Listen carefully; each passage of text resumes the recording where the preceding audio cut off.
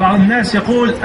تونس ليست أرض جهاد، فهذا كلام فيه حق وفيه باطل. المقصود أن تونس الجهاد واجب على جميع من ادعى الإسلام في هذا البلاد، وليس واجب على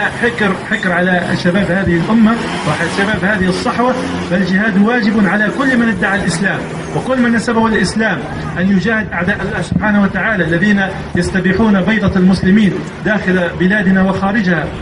داخل بلاد المسلمين وخارجها، أن يجاهد الناس لتصحيح، أن يجاهد من كان في الإعلام لتصحيح مسار الإعلام الذي صار يجاهر بعداوته للإسلام، أن يجاهد من في السياسة لإقامة شرع الله سبحانه وتعالى، أن يجاهد أهل الشوكة من جيش وشرطة للعمل على تفعيل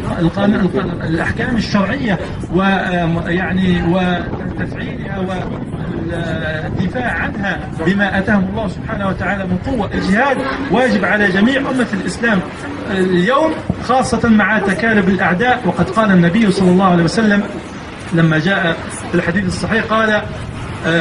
سلط الله عليكم ذلا لا يرفعه حتى ترجعوا إلى دينكم، قال ومن جملة الدين كما جاء في الحديث قبل ذلك قال وتركتم الجهاد